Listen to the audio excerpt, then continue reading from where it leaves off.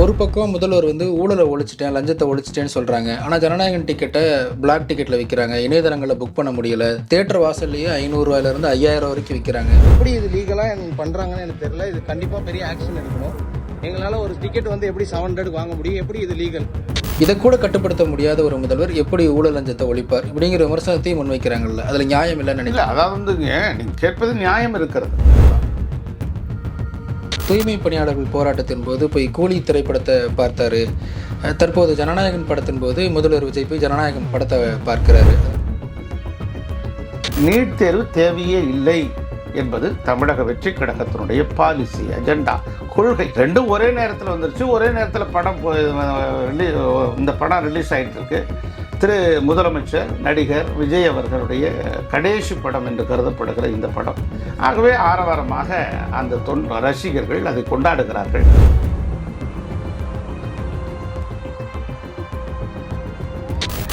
பாஜகவை பற்றி ஏன் வம்பு கிழக்கல, ஏன் பாஜகவோடு சண்டை போடலை, நீங்கள் பாஜகவுடைய பி டீம் என்று சொல்லி பார்த்தார்கள். தேர்தலே சொல்லி பார்த்தாங்க, நடக்கலையே.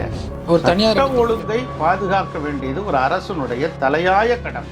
அப்படி இருக்கிற போது வேண்டுமென்றே ஒவ்வொரு இடத்துல இந்த மாதிரி கூட்டம் போட்டுக்கிட்டு இருந்தீங்கன்னா எப்படி ஒரு ஆட்சி செய்ய முடியும்?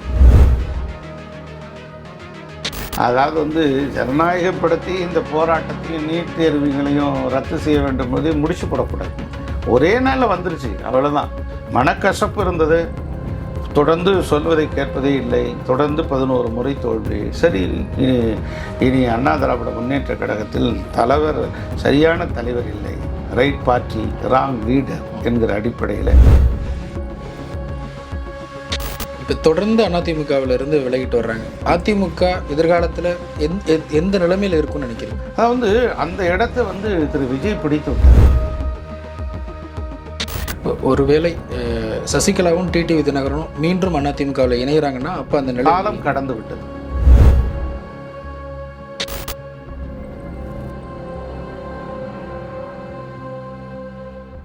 ஜாம்பவான் டிவி நேயர்களுக்கு அன்பு வணக்கம். இன்றைய சிறப்பு நேர்காணலில் சிறப்பு விருந்தினராக நாடறிந்த இலக்கிய ஆளுமை, முன்னாள் அமைச்சர், மூத்த அரசியல் தலைவர், தமிழக வெற்றிக் கழகத்தின் உயர் திரு வைகை செல்வன் அவர்களோடு உரையாட இருக்கிறோம். சார் வணக்கம். வணக்கம். உங்களை சந்தித்ததில் மிக்க மகிழ்ச்சி. நன்றி. தமிழக வெற்றிக் கழகம் முதல்வர் விஜய் அவர்கள் பொறுப்பேற்று இன்றையோட 75 நாட்கள் ஆகியிருக்கு. பல்வேறு பாராட்டுகள், பல்வேறு விமர்சனங்கள் இருக்குது. அதற்குள்ளே போகிறதுக்கு முன்னாடி முதல் கட்டமாக உங்களுடைய பார்வை, இந்த ஆட்சி எப்படி இருக்குன்னு நினைக்கிறீங்க? தமிழக வெற்றி கழகத்தை மக்கள் தேர்ந்தெடுத்திருக்கிறார்கள்.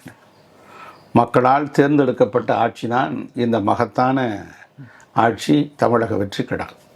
திராவிட இயக்கத்தின் கொள்கையில் நீட்சி மிகுந்த தலைவராக, ஒரு பரிணாமம் மிகுந்த தலைவராக தந்தை பெரியார், பேரறிஞர் அண்ணா, அதற்கு பிறகு மக்கள் செல்வாக்கில் மகத்தான வெற்றி சரித்திரம் படைத்த புரட்சித் தலைவர் எம்ஜிஆர், அதன் பின்னால் அந்த இயக்கத்தை தொய்வறியாமல் கொண்டு சென்ற புரட்சித் தலைவர் அம்மா என்கிற தொடர்ந்து மக்கள் சக்தியோடு இருந்த மகத்தான ஆளுமைமிக்க தலைவர்களின் வரிசையில் இணைந்திருக்கிறார், இசைந்திருக்கிறார் திரு சந்திரசேகர் ஜோசப் விஜய் அவர்கள். ஆக இந்த நல்லாட்சி தொடர வேண்டும் என்கிற விருப்பம் எல்லோர் மத்தியிலும் இருக்கிறது. தொடக்கத்தில் மின்வெட்டு பிரச்சனை எழுந்தது. எதையெல்லாம் எங்கெல்லாம் நடந்திருக்கிறதோ அவற்றையெல்லாம் உலகிலே கிள்ளப்பட்டதற்கு பிறகு கொஞ்சம் கொஞ்சமாக படிப்படியாக சரியானது. ஆக இந்த ஆட்சியின் மீது அவதூறுகளை அள்ளி வீசி விடலாம், இந்த ஆட்சியை கவிழ்த்து விடலாம், இந்த ஆட்சியின் மீது நம்பிக்கையில்லா தீர்மானம் கொண்டு அவற்றின் மூலமாக இந்த ஆட்சியை குடைசாய்த்து விடலாம் என்று திராவிட முன்னேற்றக் கழகம் தொடர்ந்து பகல் கனவு கண்டு கொண்டிருக்கிறது. அவற்றையெல்லாம் தவிடுபொடியாக்கி 75 நாட்களாக நடந்து கொண்டிருக்கிற இந்த ஆட்சி நல்லாட்சியை நோக்கி 5 வருடங்களை நிறைவு செய்கிற ஆட்சியாக வீடு நடை போட்டு கொண்டிருக்கிறது. அதே போல் இன்றைக்கு ஜனநாயகன் படமும் வெளியாகி இருக்கு. அந்த ஜனநாயகன் படத்தை அமைச்சர்கள் போய் பார்க்குறாங்க, முதல்வரே போய் பார்த்துருக்கிறாரு. ஒரு பக்கம் முதல்வர் ஊழலை ஒழிச்சிட்டேன், லஞ்சத்தை ஒழிச்சிட்டேன்னு சொல்கிறாங்க. ஆனால் ஜனநாயகன் டிக்கெட்டை பிளாக் டிக்கெட்டில் விற்கிறாங்க. இணையதளங்களில் புக் பண்ண முடியல. தியேட்டர் வாசல்லையே ₹500 ₹5000 வரைக்கும் விற்கிறாங்க. இதை கூட கட்டுப்படுத்த முடியாத ஒரு முதல்வர் எப்படி ஊழல் லஞ்சத்தை ஒழிப்பார்? இப்படிங்கிற விமர்சனத்தையும் முன்வைக்கிறாங்கல்ல, அதில் நியாயம் இல்லைன்னு நினைக்கிறேன். அதாவது நீங்கள் கேட்பது நியாயம் இருக்கிறது. அதாவது தியேட்டர்கள் டிக்கெட்டுகள் எல்லாம் சரியான முறையில் விற்கப்பட வேண்டும் என்பதுதான் ஒரு அரசு எடுக்கிற நியாயமான நடவடிக்கை.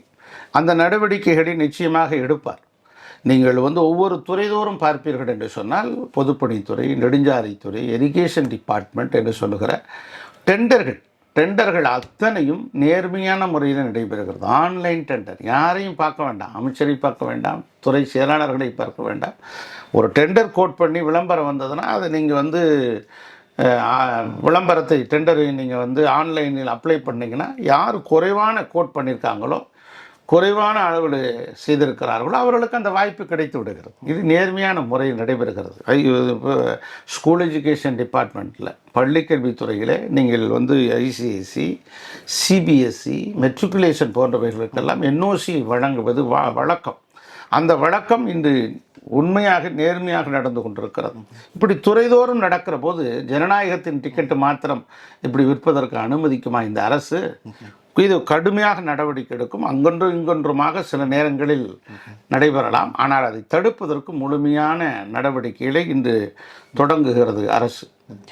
முன்னாள் முதல்வர் மு.க. ஸ்டாலின் அவர்கள் தூய்மை பணியாளர்கள் போராட்டத்தின் போது போய் கூலி திரைப்படத்தை பார்த்தாரு. தற்போது ஜனநாயகன் படத்தின் போது முதல்வர் விஜய் போய் ஜனநாயகன் படத்தை பார்க்கிறாரு. அதாவது காக்ரோச் ஜனதா கட்சி நடத்தக்கூடிய இந்த போராட்டம் தமிழ்நாட்டிலும் மாணவர்கள் மீது காவல்துறையினர் வந்து தாக்குதல் நடத்துகிறாங்க. நேம் பேஜ் இல்லாமல் போய் மாணவர்களை அடிக்கிறாங்க, பெண் மாணவிகளை அடிக்கிறாங்க, இப்படிங்கிற மாதிரி கடுமையான குற்றச்சாட்டுகள் வருது. இப்படி ரோம் நகரமே எரிஞ்சிக்கிட்டு இருக்கும்போது முதல்வர் போய் சினிமா பார்க்குறாரு. இப்படி திமுக உள்ளிட்ட எதிர்க்கட்சிகள் விமர்சனம் வைக்கிறாங்க. இல்லை, அதாவது தமிழகத்தில் அந்த பிரச்சனை இல்லை. இந்தியாவின் அரசியல் தலைநகரம், பொலிட்டிக்கல் கேபிட்டலில் டெல்லியில் இந்த பிரச்சனை எழுந்திருக்கிறது. இதில் கரப்பான்பூச்சி ஜனதா கட்சியை சேர்ந்தவர்கள் பெரிய அமளி துமளியில் ஈடுபட்டு கொண்டிருக்கிறார்கள். நாடாளுமன்றத்தை எதிர்க்கட்சிகள் முடக்கி கொண்டிருக்கின்றன. இந்த வேளையிலே நீட் வேண்டாம் என்கிற கொள்கை பாலிசி தான் தாவேகாவினுடைய பாலிசி. இதில் நாங்கள் உறுதியோடு இருக்கிறோம். முதலமைச்சர் உறுதியோடு இருக்கிறார். ஆனால் முதல்வர் அதை பற்றி பேசவே இல்லை, வெளிப்படையாக சொல்லலை அப்படிங்கிற. ஏற்கனவே வந்து இப்போ எங்களை போன்றவர்கள் சொல்லியிருக்கிறோம், அமைச்சர் பெருமக்கள் சொல்லியிருக்கிறார்கள். பள்ளிக்கல்வித்துறை அமைச்சர் வெளிப்படையாக சொல்லியிருக்கிறார். இன்னும் பல்வேறு துறை அமைச்சர்கள் சொல்லியிருக்கிறார்கள். ஆக நீட் தேர்வு தேவையே இல்லை என்பது தமிழக வெற்றி கழகத்தினுடைய பாலிசி, அஜெண்டா, கொள்கை. ஆக இதில் தெளிவோடு இருக்கிறோம். சட்டமன்றத்திலும் அடுத்தடுத்து இப்போ நிதிநிலை அறிக்கை கூட்டம் நடைபெற இருக்கிறது. அவற்றையெல்லாம் இது குறித்தெல்லாம் தொடர்ந்து பேசுவார்.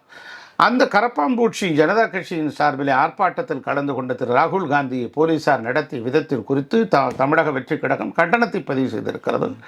அந்த ஜனதா தளம் உண்மையான ஜனநாயக அடிப்படையில் அவர் போராடுகிற போது நிச்சயமாக நாங்கள் ஆதரவு தருவோம் என்ற ஆதரவு குரலையும் நாங்கள் தந்திருக்கிறோம்.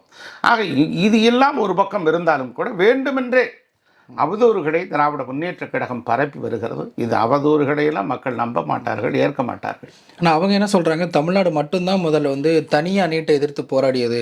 இன்றைக்கி தமிழ்நாட்டை தவிர மற்ற எல்லா மாநிலங்களும் வீரியமாக போராடுது. தமிழ்நாட்டில் அந்த போராட்ட உணர்வை ஒரு சினிமாக்குள்ளே தாவேக்கா வந்து அடக்கிருச்சு. முதல்வர்களே அமைச்சர்களே வந்து படம் பார்க்க வாங்கன்னு கூப்பிட்றாங்க, பெர்மிஷன் கேட்குறாங்க, 3 மணி நேரம் அனுமதி தாங்கன்னு ஒரு அமைச்சர் போய் முதல்வர்கிட்ட அனுமதி கேட்குறாரு. இப்படி அந்த போராட்ட உணர்வை மழுங்கடிச்சிட்டாங்க அப்படிங்கிற குற்றச்சாட்டையும் முன்வைக்கிறாங்க. இல்லை, அதாவது வந்துங்க, ஜனநாயகம் படம் இயற்கையாகவே இந்த 23ஆம் தேதி ரிலீஸ் டேட்டு குறிக்கப்பட்டது. எப்போ வர வேண்டியது? தேர்தலுக்கு முன்பே வர வேண்டியது. அது எத்தனை தடைகள் அதன் மீது செலுத்தப்பட்டது? அதற்கு சான்றிதழ் கிடைக்கப்பட்டதா? அதற்கு பல்வேறு தொடர்ந்து இழுபறியே வேண்டுமென்றே அரசியல் காரணங்களுக்காக அதை பழிவாங்குகிற போக்கிலே நடத்தினார்கள். இப்போதான் ரிலீஸ் ஆயிருக்கு. இந்த இன்சிடெண்ட்டும் மாணவர்கள் போராட்டம், டெல்லி இன்சிடெண்ட்டும் ஒரே நேரத்தில் வந்து விட்டது. ஆகவே ஜனநாயக படத்திற்காக அதையெல்லாம் விட்டு நாங்கள் வந்து போராட்டமாக அந்த போராட்டத்தை ஒடுக்க வேண்டும் என்பது அல்ல. ரெண்டும் ஒரே நேரத்தில் வந்துருச்சு. ஒரே நேரத்தில் படம் இந்த படம் ரிலீஸ் ஆகிட்டுருக்கு. திரு முதலமைச்சர் நடிகர் விஜய் அவர்களுடைய கடைசி படம் என்று கருதப்படுகிற இந்த படம். ஆகவே ஆரவாரமாக அந்த ரசிகர்கள் அதை கொண்டாடுகிறார்கள். இன்னொரு பக்கம் நீட் தேர்வுக்கு எதிரானவர்கள் என்பதை தெளிவோடு இருக்கிறது அரசும் கட்சியும் முதலமைச்சர் விஜயும் என்பதுதான் நீங்கள் புரிந்து கொள்ள வேண்டும். இல்லை, அதையே வந்து பதிலுக்கு என்ன கேட்குறேன்னா, ஒன் லாஸ்ட் டான்ஸ் இப்படி தான் வந்து ஜனநாயகன் படத்தை ப்ரொமோட் பண்ணுறாங்க. அதே போல் அட்லீஸ்ட் ஒன் லாஸ்ட் டைம் வந்து நீங்கள் நீட்டை பற்றி பேசுவீங்களா? ஒன் லாஸ்ட் டைம் வந்து நீங்கள் பாஜகவை பற்றி வெளிப்படையாக முதல்வர் விஜய் பேசுவாங்க. நீங்கள் தொடர்ந்து இதையே நீங்கள் வந்து இட்டுக்கட்டி கொண்டு இருக்கிறீர்கள் என்றுதான் தெரியல. வந்து பாஜகவை பற்றி ஏன் வம்பு கிழக்கலை, ஏன் பாஜகவோடு சண்டை போடலை, நீங்கள் பாஜகவுடைய பி டீம் என்று சொல்லி பார்த்தார்கள். தேர்தலே சொல்லி பார்த்தாங்க, நடக்கலையே. தேர்தல் காலத்திலே தமிழக வெற்றி கழகம் பி டீம், பிஜேபி என்று சொன்னார்கள். ஆனால் மக்கள் யாருக்கு வாய்ப்பு அளிக்கிறார்கள்? தமிழக வெற்றி கழகத்திற்குத்தான் அந்த வாய்ப்பை தந்தார்கள். இப்படிப்பட்ட நிலை இருக்கிற போது தொடர்ந்து இப்போ தமிழ்தாய் வாழ்த்து பிரச்சனை வந்தது. 3வது இடத்தில் தமிழ்தாய் வாழ்த்து, முதலிடத்தில் வந்தே மாதரம், 2வது இடத்தில் ஜனகணமன, தேசிய கீதம். ஆக இதற்கு ஒரு மோதல் போக்கை கையாளாகாமல், தொடர்ந்து மத்திய அரசோடு சண்டை போட்டு கொண்டிருக்காமல், ராஜதந்திர நடவடிக்கையாக மத்திய உள்துறை அமைச்சகம் இதற்கு வழிகாட்ட வேண்டும் என்று ஒரு கடிதம் எழுதினார் முதலமைச்சர். நேரிலே பிரதமரை சந்தித்த போதும் இது குறித்து கடிதம் கொடுத்தார். உள்துறை அமைச்சகம் சிறப்பான முறையில் வழிகாட்டியது. மாநில பாடல் முதலிடத்தில், வந்தே மாதரம் 2வது இடத்தில், 3வதாக தேசிய கீதம். இது இந்தியாவுக்கே வழிகாட்டி இருக்கிறார் முதலமைச்சர் விஜய் அவர்கள். இதைத்தான் நீங்கள் புரிந்து கொள்ள வேண்டும். ஆக தேவையில்லாத சண்டை, தேவையில்லாத மோதல் என்பதை தவிர்க்கப்பட்டிருக்கிறது. ஆகவே பாஜகவினுடைய கொள்கை எங்கள் கொள்கை அல்ல, மிக தெளிவோடு இருக்கிறார். நாங்கள் இஸ்லாமிய சகோதரர்கள், சிறுபான்மை மக்கள் ஆதரவை பெற்றிருக்கிற தமிழக வெற்றி கழகம் எந்த கட்டத்திலும் நாங்கள் வேறு பக்கம் நகர்ந்து விட மாட்டோம். மதவாத சக்திகளோடு நாங்கள் இரையாகி விடக்கூடாது என்பதற்காக மிக தெளிவோடு இருக்கிறார் விஜய் அவர்கள். அப்போது சொன்னதும் இப்போது சொன்னதும் எப்போது சொன்னதும் ஒரே கருத்து தான். ஆக எல்லோருக்கும் பொதுவானவர். தமிழக வெற்றி கழகம் என்பது ஜாதிகளுக்கு உட்பட்ட ஒரு கட்சி அல்ல, ஒரு மதங்களுக்கு உட்பட்ட மதவாத சக்தி கொண்டிருக்கக்கூடிய ஒரு கட்சி அல்ல, எல்லோருக்கும் பொதுவான கட்சி. ஆகவே தான் பட்டியலினத்தைச் சேர்ந்தவர்கள் பொது தொகுதியில் நின்று வென்றிருக்கிறார்கள் என்று சொன்னால் அது புரட்சி தலைவி அம்மா அவர்கள் அந்த சாதனையை நிகழ்த்தி காட்டினார். அந்த சாதனையை மீண்டும் நிரூபித்து காட்டியிருக்கிறார். வெற்றி காண வைத்திருக்கிறார் முதலமைச்சர் விஜய் என்பதை புரிந்து கொள்ள வேண்டும். கம்யூனிஸ்ட் கட்சியினுடைய அலுவலகத்தில் இங்கே டிநகர் பால நிலையத்தில் மாணவர்கள் போராட்டம் நடத்துகிறாங்க. அவங்கள வேற யாரோ தூண்டி விடுறாங்க அப்படின்னு சொல்லி அங்கேயும் கைது நடவடிக்கை, அங்கேயும் காவல்துறை வந்து அவர்கள் மீது தாக்குதல் நடத்திருக்கிறாங்க. சண்முகம் வந்து காட்டமாக இதை கண்டிச்சுட்டு அவர் இன்னொன்று என்ன சொல்கிறாருன்னா, பழைய திமுக ஆட்சியை போல தான் இந்த ஆட்சியும் இருக்குது, எந்த மாற்றமே இல்லை அப்படிங்கிற மாதிரி கடுமையான கண்டனங்களை வைக்கிறார். கூட்டணி கட்சிகளை விமர்சிக்கிறாங்களே. இல்லைங்க, இப்போ போராட்டம்னா என்ன செய்யணும்? அனுமதி பெறணும். அது கம்யூனிஸ்டுகளுக்கே தெரியும். இல்லை, அவங்க என்ன சொல்கிறாங்க, எங்கள் கட்சி அலுவலகத்துக்குள்ளே தானே உட்காந்து போராட்டம் நடத்துகிறாங்க. அதாவது வந்துங்க, ஒரு சட்டம் ஒழுங்கு கெட்டு போய்க்கூடாது இல்லை, ஒரு தனியார் ஒழுங்கை பாதுகாக்க வேண்டியது ஒரு அரசனுடைய தலையாய கடமை. அப்படி இருக்கிற போது வேண்டுமென்றே வந்து ஒவ்வொரு இடத்துல இந்த மாதிரி கூட்டம் போட்டுக்கிட்டு இருந்தீங்கன்னா எப்படி ஒரு ஆட்சி செய்ய முடியும்?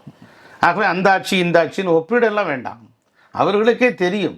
ஆக ஒரு போராட்டம் நடத்த வேண்டும் என்று சொன்னால் அனுமதி பெற வேண்டும், முன் அனுமதி பெற வேண்டும், காவல்துறையின் அனுமதி பெற வேண்டும். காவல்துறை சில இடங்களை கொடுக்கிறார்கள், அந்த இடங்களில் போராட்டம் நடத்தலாம். அப்படி யாருக்காவது அனுமதி மறுத்திருக்கிறார்களா? ஒரு அனுமதி மறுத்ததை சொல்லுங்கள். ஆனால் நீங்களே ஒவ்வொரு இடத்துலையும் கூடி இந்த மாதிரி பிரச்சனைகள் எழுப்புகிற போது சட்ட ஒழுங்கு சரிஞ்சிடும். அப்போ திருப்பி என்ன சொல்வீங்க? சட்ட ஒழுங்கு சரியாக பார்க்க முடியல, அங்கங்கே போராட்டம் நடத்துகிறாங்க, இது என்ன ஆட்சி என்று திருப்பி வேறு விதமாக திசை மாற்றி பேசுவார்கள். பூமாராங் மாதிரி நமக்கு பக்கமே திரும்பும். சட்ட ஒழுங்கை பாதுகாக்க வேண்டியது ஒரு தலையாய அரசனுடைய கடமை, அதை செய்கிறோம். கட்சி ஆரம்பிக்கிறதுக்கு முன்னாடியே அண்ணா ஹசாரே போராட்டத்தில் விஜய் அவர்கள் கலந்துக்கிட்டார். அதே போல் அனிதா அவர்களுடைய அந்த இறப்பு நிகழ்வுலையும் அவங்க வீட்டுக்கே போய் ஆறுதல்லாம் சொல்லியிருந்தார். இன்றைக்கு ஜனநாயகன் படம் பல்வேறு இழுபறிக்கு பிறகு வருது. இப்போ ஏதாவது நம்ம பேசியோ கருத்து சொல்லியோ மீண்டும் ஜனநாயகனுக்கு சிக்கல் வந்துடக்கூடாது, அதனால தான் விஜய் அமைதி காக்கிறாரு அப்படியும் கட்டுக்கதை இதை ஏற்பதாக இல்லை.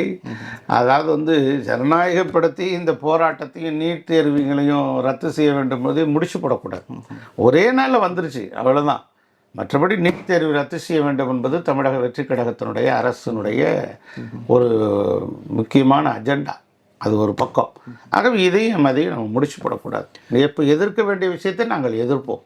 பிரதமர் மோடி அவர்கள் வந்து பத்திரிகையாளர்களை சந்திக்கிறதே கிடையாது, அவர் ஒரு கார்ப்பரேட் ஸ்டைலில் இருக்கிறாரு. அதே ஸ்ட்ராட்டஜியை தான் வந்து விஜய் அவர்களும் பின்பற்றுறாங்க. விஜய் அவர்களும் பத்திரிகையாளர்களை சந்திக்கிறது கிடையாது.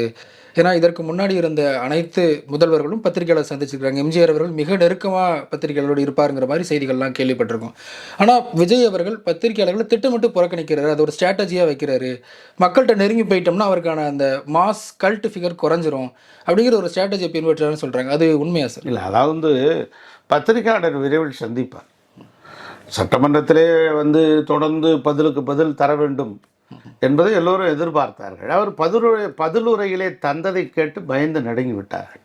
தான் நடக்கிற ஒன்று. ஒரு மாஸ் லீடர், மக்கள் விரும்புகிற ஒரு மக்கள் தலைவர் திரு விஜய் அவர்கள் ஒவ்வொரு நேரமும் ஒவ்வொருத்தருக்கும் ஒரு பாலிசி, எல்லா கட்டத்திலும் பத்திரிகையாளர் சந்தித்து கொண்டே இருந்தால் அந்த பிரச்சனை ஊதி பெருசு. ஒரு முறை கூட இது வரைக்கும் அவர் சந்திப்பார், விரைவில் சந்திப்பார். இந்த சட்டமன்ற நிகழ்வுகள்லாம் இருக்கிறது, சந்திப்பார். இது குறித்து முதலமைச்சர் அலுவலகம் அறிக்கை வெளியிடுகிறது, செய்தி ப்ரெஸ் ரிலீஸ் கொடுக்கிறார்கள். இதையெல்லாம் ஒவ்வொருத்தருக்கும் ஒரு பேட்டர்ன். அதை பேச்சை குறை, செயலை பெருக்கு. இதுதான் முதல்வருடைய பாலிசி. அதனுடைய அடிப்படையிலே செயல்படுத்தி கொண்டிருக்கிறார். ஆக நீங்கள் பொறுமை காக்க வேண்டும். இன்னும் இந்த அரசனுடைய லகான் தன் கைப்பிடியில் வைத்திருக்கிறார். அரசாங்குடைய எப்படியெல்லாம் செயல்படுகிறது, எப்படியெல்லாம் அதனுடைய பணிகள் என்ன இருக்கிறது என்று ஆக்கப்பூர்வமாக அவர் படித்து கொண்டிருக்கிறார், தெரிந்து கொண்டிருக்கிறார். அரசு அதிகாரிகள் துறைதோறும் நடக்கிற கூட்டங்களில் கலந்து கொண்டு ஆய்வு நடத்தி கொண்டிருக்கிறார்.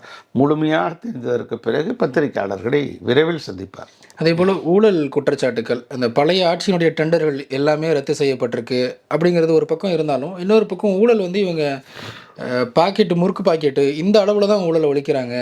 மேல்மட்டத்தில் அரசு வக்கீல் நியமிக்கிறதுக்கெல்லாம் ஊழல் நடந்திருக்கு அப்படின்னு சொல்லி தவிகாவினரே குற்றச்சாட்டு வைக்கிறாங்க.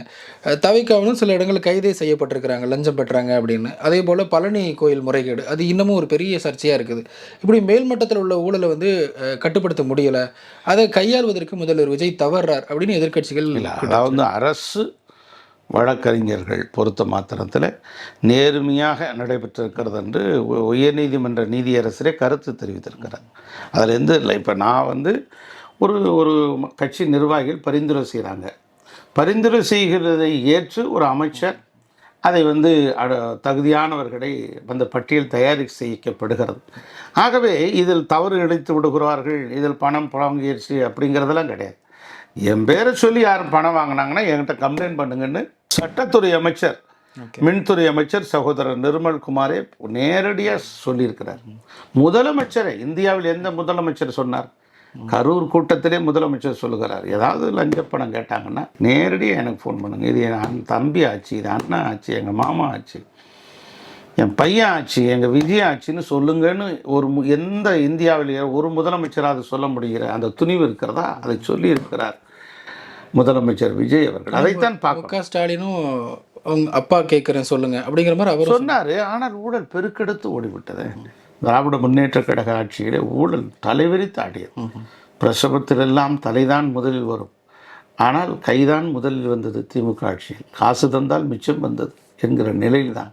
இது உச்சபட்சமான கற்பனை. எங்கு பார்த்தாலும் திராவிட இயக்கத்தினுடைய கொள்கை சித்தாந்தங்கள் என்ன? சின்ன காஞ்சிபுரம் நடராஜன் அண்ணாதுரை இதைத்தான் உங்களுக்கு வடித்து கொடுத்தாரா? ஒரு தொகுதிக்கு 120 கோடி ரூபாய், கோவைத்துருக்கில் 130 கோடி ரூபாய், கரூரில் இவ்வளவு தொகை செலவுகள், ஒவ்வொரு இடைத்தேர்தல் வெள்ளைக்காசுகளை விட்டெறிந்தீர்கள் மக்களுக்கு. ஒவ்வொரு தொகுதிகளுக்கும் சராசரியாக 20லிருந்து 30 கோடிகள் ஒதுக்கப்பட்டது. என்ன நடந்தது? மக்கள் ஜனநாயகத்தினுடைய இறுதி எஜமானர்கள், வாக்காளர்கள் என்ன தீர்ப்பை தந்தார்கள்? தமிழக வெற்றிக் கழகம் மக்களை சந்தித்தார்கள், வாக்கு சேகரித்தார்கள். அவர்களுக்கு செல்வ பலமோ பொருளாதார பின்னணியோ அரசியல் பின்புலமோ எதுவும் இல்லாதவர்களாக நின்றார்கள். அவர்களுக்குத்தானே வெற்றி வாய்ப்பு தந்தார்கள். ஆக இதெல்லாம் தவிடுபடி ஆயிடுச்சு. ஆக அந்த நேர்மையின் சின்னமாக இருக்கிறார் முதலமைச்சர். அதை எப்படியாவது உடைத்து விடலாம், அந்த பிம்பத்தை நொறுக்கி விடலாம் என்று நினைக்கிறார்கள். அப்படி நினைக்கிற காரணத்தினால தானே தமிழக வெற்றி கழகத்தினுடைய ஊத்தங்கரை சட்டமன்ற உறுப்பினர் திரு இளையராஜாவை பேரம் பேசியிருக்கிறார்கள். மிக எளியவர்கள், ஏழைகள், மிக சாமானியவர்கள். அவர்களை 35 கோடியிலிருந்து 50 கோடி ரூபாய் பேரம் பேசினால் என்ன ஆகும்? அவர்களை ஆட்டி பார்க்கிறார்கள், அசைத்து பார்க்கிறார்கள். ஆனால் யாரும் போகலை. இதுதான் நீங்கள் பார்க்கணும். ஆக ஒரு சட்டமன்றத்தில் உறுப்பினர்களை விலைக்கு வாங்கிவிட்டு 108 தொகுதி, 108ல் 107 பேர் இருக்காங்க. 107 பேரில் ஒரு 10 பேர் 15 பேர் வாங்கிட்டாங்கன்னா ஆட்சியை கவிழ்த்து விடலாம் என்று. ஆனால் அது சாத்தியம் இருக்கா சார்? அவங்க அதிமுக 47, இப்போ 42 இருக்கு, திமுக 57. எப்படி கூட்டி பார்த்தாலும் அந்த கணக்கு எண்ணிக்கை வரல. இருந்தாலும் இவர்களால் இவர்கள் நம்பிக்கையில் தீர்மானம் பெறுகிற போது இந்த மதிப்பை பெற முடியாது, இந்த எண்ணிக்கையை பெற முடியாது. தாவேகாவால் 10 பேர் 15 பேர் எதிர்த்து ஓட்டு போட்டாலே முடிஞ்சிருமே.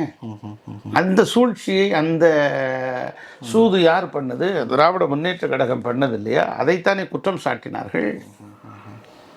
ஆனால் இதை செய்யலாமா? ஒரு ஜனநாயகத்தை நம்புகிற தலைவராக இருக்கிற திராவிட முன்னேற்ற கழகத்தின் தலைவர், மூத்த நெடிய நீண்ட காலத்து இயக்கம், ஒரு பெரிய தலைவரின் மகன் என்று சொல்லிக் கொண்டிருக்கிறவர், 5 ஆண்டு கால முதலமைச்சராக இருந்தவர், இதை செய்யலாமா? இதுக்கு அனுமதிக்கலாமா? ஆட்சி விரைவிலே கவிழ்ந்து விடும் என்று சொல்லலாமா? மக்கள் அதிக வாய்ப்பு 118 மெஜாரிட்டி பலம் அது தரலை. 108 தான் கொடுத்தாங்க, அது 107 தொகுதிகள். இங்கே நீங்கள் 47 அண்ணா திராவிட முன்னேற்ற கழகம், திமுக 57, ரெண்டையும் கூட்டினா 104 தானே வருது. அந்த எண்ணிக்கை வரலையே. வலதுசாரி உங்களுக்கு ஆதரவு தெரிவிக்கலை. ஐயுஎம்எல் தலைவர் பேராசிரியர் காதர் மொய்தீன் என்ன சொன்னார்? முதல் நாள் எங்களை அழைத்தார் திரு மு.க. ஸ்டாலின், எடப்பாடி முதலமைச்சர் நாங்கள் ஆதரவு தர்றோம், நீங்களும் ஆதரவு தாங்கன்னு சொன்னார். அது எப்படி அப்படின்னு சொன்னேன். மறுநாள் கூப்பிட்டாங்க, தொல் திருமாவை முதலமைச்சர் ஆக்குகிறோம், அது நீங்கள் ஆதரவு தாருங்கள் என்று சொன்னார்கள். அவர் சட்டமன்ற உறுப்பினராகவே இல்லையே அப்படின்னு கேட்டேன். இல்லை 6 மாதத்துக்குள்ளே ஒரு தொகுதியில் நின்று வென்று விடலாம் என்று சொன்னார்கள். என்ன நடந்தது? இதையெல்லாம் வெட்ட வெளிச்சமாய் போய்விட்டது அல்லவா நீங்கள் செய்திருக்கிற வேலை. ஆக ஒரு ஜனநாயகத்துக்கு நம்புகிற தலைவர் பொறுமையாக இருக்கணும். வாய்ப்பு என்பது எல்லோருக்கும் கிடைக்கும். ஒரு முறை இவருக்கு, ஒரு முறை இன்னொருவருக்கு தகுதி உள்ளது தப்பி பிழைக்கும். நீங்கள் அதை போல ஒவ்வொரு சூழ்நிலை வருகிற போது மக்கள் உங்களை தேர்ந்தெடுப்பார்கள். ஆனால் கூட்டணி இருக்கக்கூடிய சிபிஐ வீரபாண்டியன் என்ன சொல்கிறாருன்னா, ஆளுங்கட்சியோ எதிர்கட்சியோ யார் குதிரை பேரத்தில் ஈடுபட்டாலும் அது தவறு தான் அப்படிங்கிறது அதில் மாற்று கருத்தே இல்லை. நாங்கள் எந்த குதிரை பேரத்தில் ஈடுபடலை. 2 மதிமுக சட்டமன்ற உறுப்பினர்களை திமுக இணைத்து கொண்டது. உதயசூரியன் சின்னத்தில் போட்டியிட்டு இருக்கலாம். ஆனால் எந்த கட்சியை சேர்ந்தவர்கள்? மதிமுக சேர்ந்தவர்கள். எதற்காக உங்கள் சின்னத்திலே போட்டியிட்டார்கள்?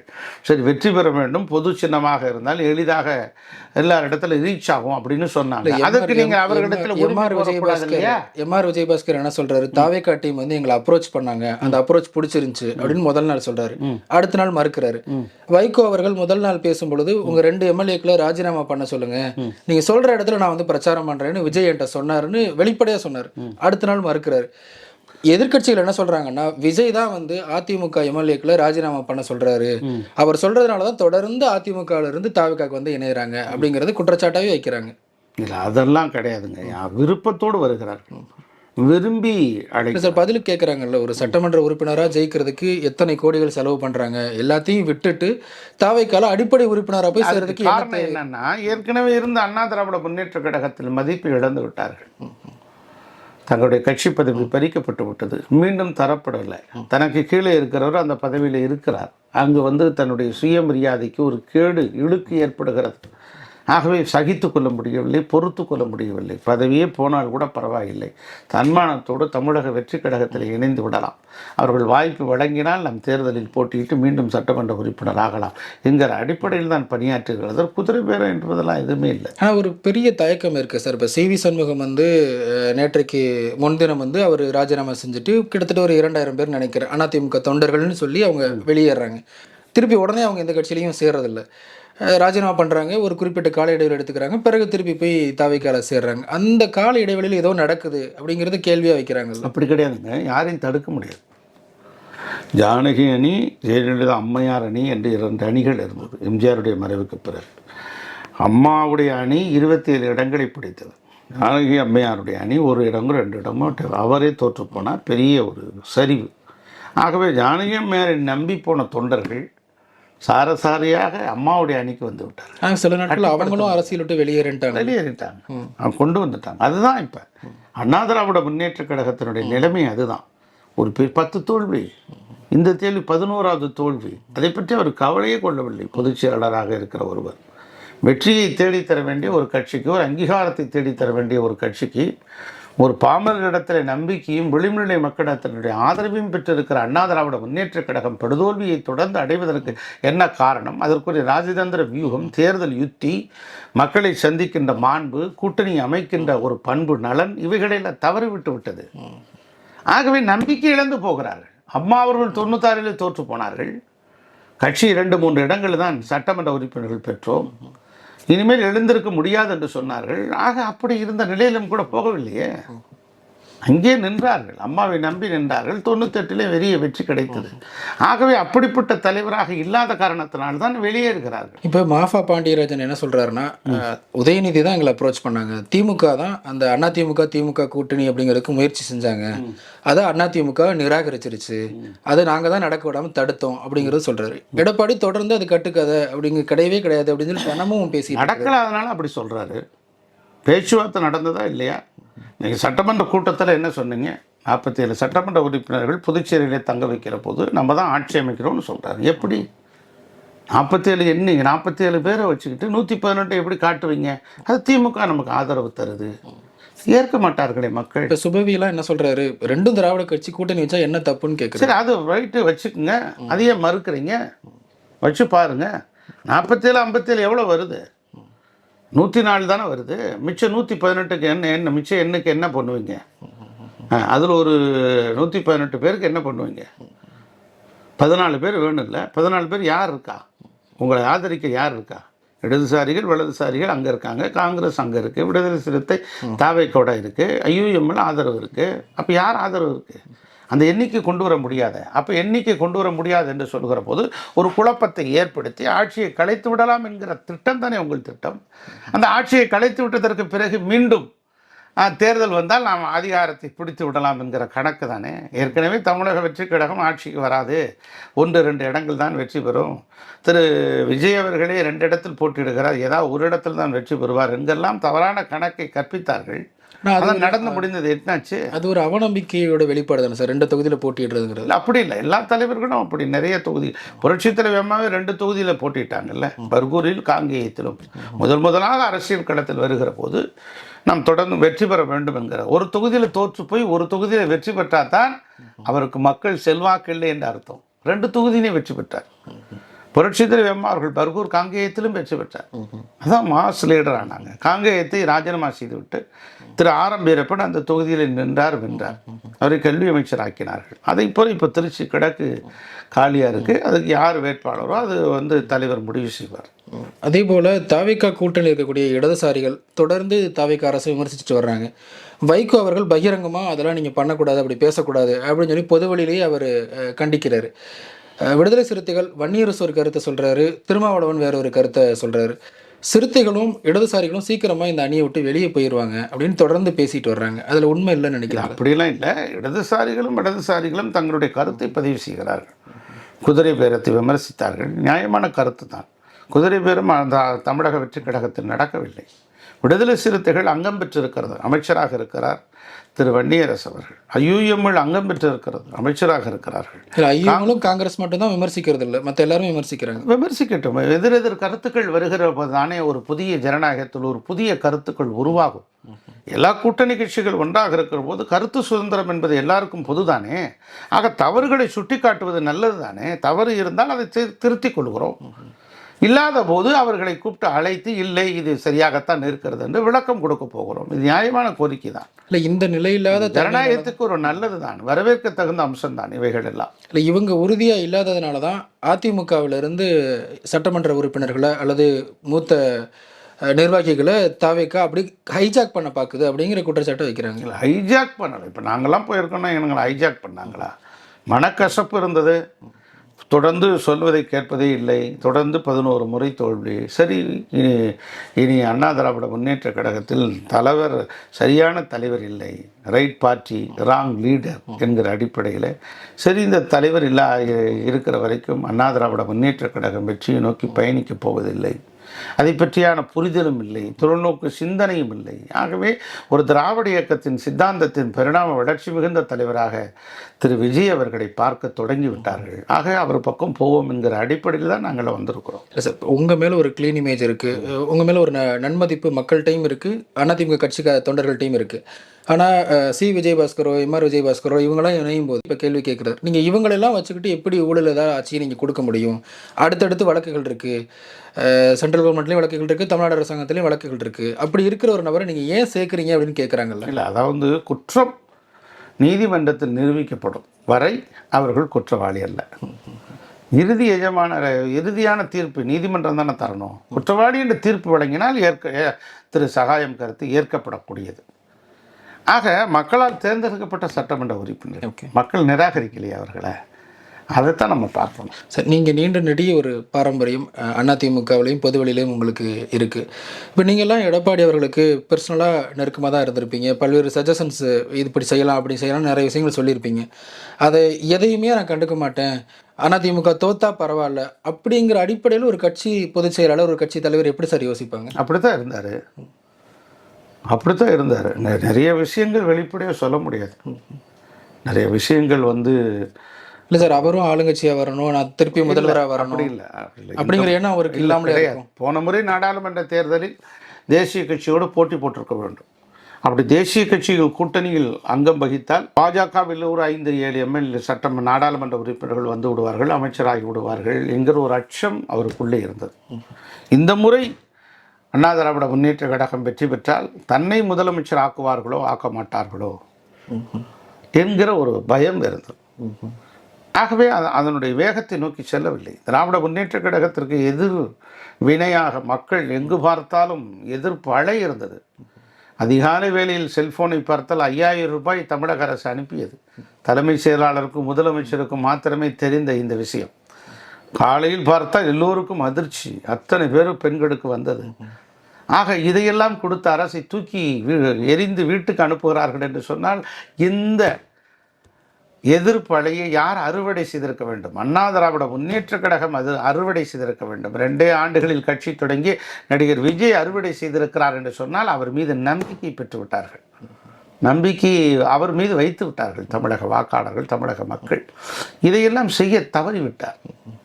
இதெல்லாம் ஒரு பெரிய ஒரு வருந்தத்தக்க ஒன்று நிகழ்வு. ஆக இந்த ஆட்சி தனக்கு வந்தால் தன்னால் வர இயலாது என்று ஒரு சூழ்நிலை, தன்னை முதலமைச்சராக்குவார்களோ இல்லையோ என்கிற அச்சம் நீங்கள் 2 விஷயத்தில் பார்க்கலாம். யுஎம்எல் தலைவர் காதர் மைதீன் என்ன சொன்னார்? நாங்கள் வந்து முதலமைச்சர் முன்னாள் முதலமைச்சர் திரு மு க ஸ்டாலினை சந்தித்தோம். அப்போ அவர் சொன்னார் வந்து எடப்பாடி முதலமைச்சர்னு சொல்லி.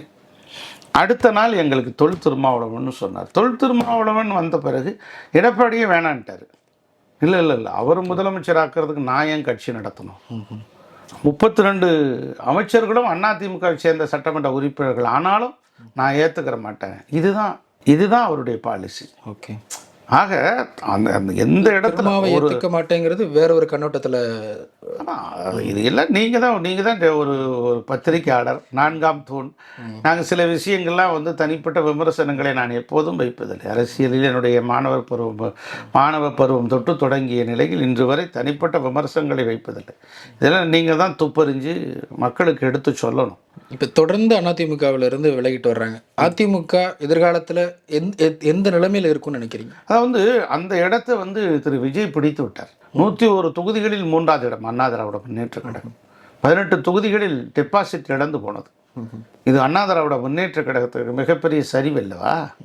புரட்சித் தலைவர் எம்ஜிஆரால் தொடங்கப்பட்ட இயக்கம், புரட்சித் தலைவர் அம்மா அவர்களால் கட்டுக்கோப்பாக கொண்டு போன இயக்கம், 7 முறை ஆட்சியில் இருந்த இயக்கம், தொடர்ந்து எதிர்க்கட்சி என்கிற நிலையில் இருந்த இயக்கம், எதிர்க்கட்சி என்கிற அந்தஸ்தை இழந்து நிற்கிறது என்று இவ்வளவு படுதோல்விகளை சந்தித்திருக்கிறது அண்ணா திராவிட முன்னேற்ற கழகம். இதை தூக்கி நிறுத்துவதற்கு பிரிந்து போனவர்கள், பிளவுபட்டவர்களை ஒன்றிணைத்து ஒரு தாயுள்ளத்தோடு தலைமை பண்போடு அதையெல்லாம் கொண்டு செலுத்த வேண்டிய ஒரு தலைவர் தவறுவிட்டு விட்டார். தன்னை எதிர்த்தவர்கள், தன்னை இழிவுபடுத்தியவர்கள், தங்களை இழித்தும் படித்தும் பேசியவர்களுக்கு கூட புரட்சித் தலைவர் எம்ஜிஆர் வாய்ப்பு வழங்கினார், புரட்சித் தலைவர் அம்மா அவர்களும் வாய்ப்பு வழங்கினார்கள். அதையே நீங்கள் செய்ய தவறிவிட்டீர்கள். ஒரு அரசியலில் ஜனநாயக பண்பு வேண்டாமா ஒரு தலைவரிடத்தில்? அந்த பண்பு இல்லை என்று சொன்னால் அந்த தலைமை தாங்கிற கட்சியும் ஒன்றுமில்லாமல் போய்விடும். ஒருவேளை சசிகலாவும் டிடிவி தினகரனும் மீண்டும் அதிமுகவில் இணைகிறாங்கன்னா அப்போ அந்த காலம் கடந்து விட்டது. அந்த இடத்தை திரு விஜய் அவர்கள் பிடித்து விட்டார்கள், நிரப்பி விட்டார் அந்த இடத்தை. திராவிட இயக்கத்தின் கொள்கை மிகுந்த தலைவராக அவரை ஏற்றுக்கொண்டிருக்கிறார்கள். திராவிட இயக்கத்தின் தலைவர்கள் தோற்று போனார்கள், திராவிட இயக்கத்தின் கொள்கைகள் தோற்கவில்லை. திராவிட இயக்கத்தின் கொள்கையை தூக்கி பிடிக்கிறவராக திரு விஜய் அவர்களை மக்கள் பார்க்க தொடங்கிவிட்டார்கள். தாவேக்காவை நீங்கள் ஒரு திராவிட இயக்கமாக தான். கண்டிப்பாக அதுதான் அவர் தந்தை பெரியாரை தன்னுடைய 50 தலைவர்களில் ஒருவராக வைத்திருக்கிறார். திரு அண்ணல் அம்பேத்கர் சமூக நீதி கண்டிருக்கிற மகத்தான ஈடு இணைகிட்ட ஒரு சட்ட மேதை அல்லவா? ரூபாய் என்கிற ஒன்றை கண்டறிந்து ரிசர்வ் வங்கி உருவாக்கிய மகத்தான ஈடு இணையற்ற தலைவர். இந்தியாவின் நிதியமைச்சராக இருக்க வேண்டிய தலைவரை சட்ட அமைச்சராக மாற்றினார்கள். இப்படி பன்முகத்தன்மை கொண்டிருக்கிற ஒரு தலைவரை ஏற்றுக்கொண்டிருக்கிறாரே. அஞ்சலி அம்மையாரை ஏற்றுக்கொண்டிருக்கிறாரே. பெருந்தலைவர் காமராஜர் தூய்மையின் இலக்கணம், வாய்மையின் சின்னம், அளக்க முடியாத அன்பின் சின்னம் பெருந்தலைவர் காமராஜர். 2 முறை இந்திய பிரதமர்களை உருவாக்கிய கிங் மேக்கர், அவரை தன்னுடைய லட்சிய தலைவராக ஏற்றிருக்கிறாரே. வேறுமங்கு வேறு நாச்சியாரை ஏற்றிருக்கிறாரே, வேறுமங்கு வீர நாச்சியாரனுடைய வெள்ளை ஏகாதிபத்தியத்தை எதிர்த்து சிவகங்கை சீமையில் அவர் தொடுத்திருக்கிற வரலாற்றை நீங்கள் படித்தால் இரவு முழுவதும் கண்ணீர் விட்டு கதறி அழுவீர்கள். ஆக இப்படிப்பட்ட 50 தலைவர்களை கொள்கை தலைவராக ஏற்றுக்கொண்டிருக்கிற ஒரு தலைவர் தன்னுடைய லட்சிய பாதையில் எப்படி இருக்கிறார்? அந்த இடத்தை பிடித்து விட்டார். அதை சரியான முறையிலே அதை அண்ணா திராவிட முன்னேற்றக் கழகம் கொண்டு செல்வதற்கு தலைமை இடத்தில் இருக்கிறவர் தவற விட்டு விட்டார். நிறைவு கேள்வியா, எடப்பாடி அவர்களுக்கு இப்போ இந்த பேட்டி வாயிலாக நீங்கள் ஒரு செய்தி சொல்வீங்கன்னா என்ன சொல்லுவீங்க சார்? நான் எதுவுமே சொல்ல விரும்பலை. நிகழ்ச்சியில் பங்கெடுத்தமைக்கு மிக்க நன்றி சார். நன்றி, வணக்கம்.